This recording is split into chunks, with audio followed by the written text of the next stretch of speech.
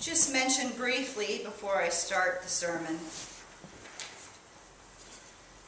Yesterday was September 11th.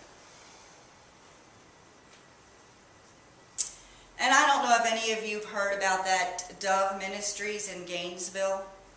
I'm sure everybody has. It's been on TV. And I want to say to you, we teach best by our actions of love. And when you have hatred and anger spilling over, that is felt. And I want to tell you that there were a lot of people who were against this action, which shows that our society is shifting, does it not?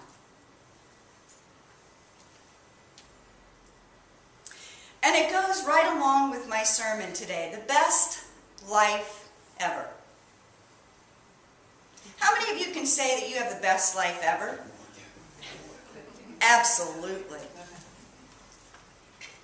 And when you ask different people to define that, the best life, what does that mean for you? You get a variety of responses. There are some people who say, well, I have all the money I need. That's the best life ever. There are some people who will say, I have the perfect job. I'm happy in what I'm doing and very successful at that. There are some people who will say, I have the most wonderful friendship, the most wonderful church congregation. And for that, I have the best life ever. And I want to give you a little different twist on looking at success and what success means.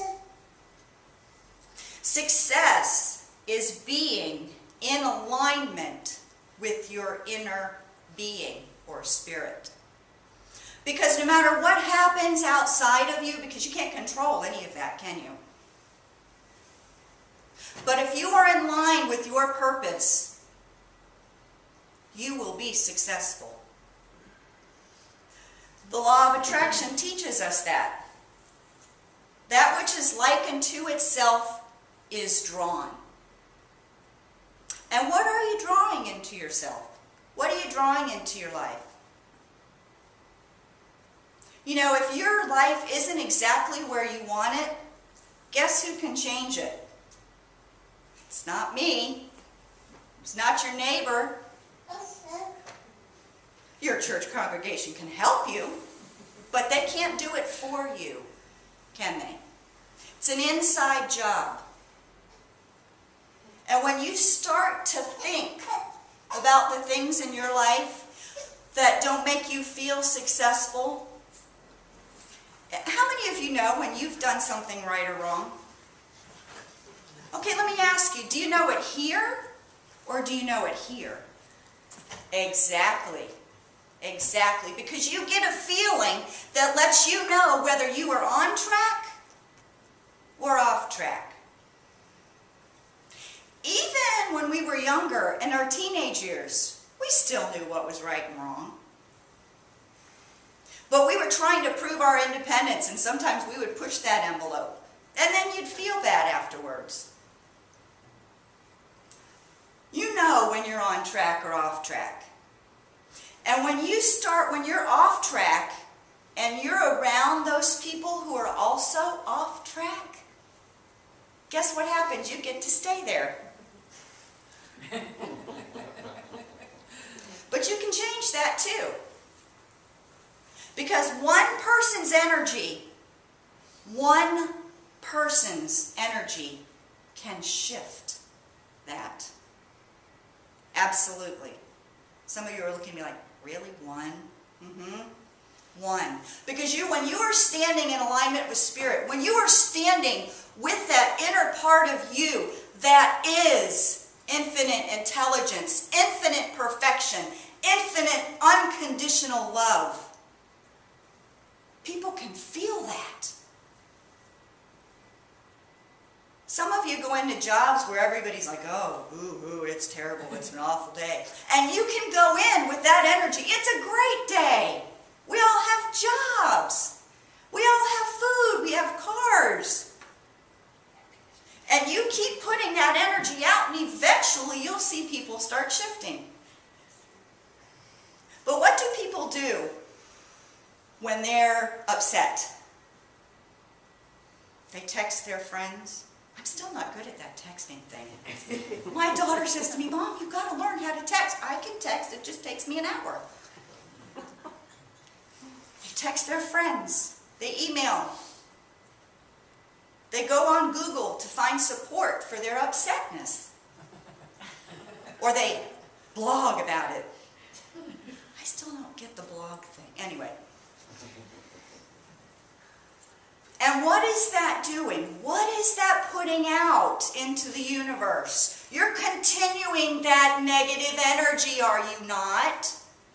So what do you think you're going to get back? That same negative energy. The more you feed it, the more it grows. And all you have to do is take one little step outside of that. There was a college university, and they had some people doing a sociology class. And they thought, well, let's do a study on how people react to different people. So they took this gentleman, who was a bum, and they put him in the nicest neighborhood possible. Beautiful green manicured yards, pretty flowers, beautiful homes. And they put him on the street there. And they wanted to interview people to see their reaction. So the first couple of people they interviewed said, oh, he's a bum. What is he doing here? Why is he in this neighborhood? He doesn't belong here. We need to get him out of here. And that is the lowest vibration. Now watch as we move up the scale. Then the next people said, wow, maybe he's in the wrong place. Maybe he lost his way. Maybe he has Alzheimer's. Maybe he forgot where he was. You see, doesn't that feel a little better than all that anger down there? The next group they interviewed said, maybe he lost his job. Maybe he doesn't have a way to support himself. Maybe he has no family.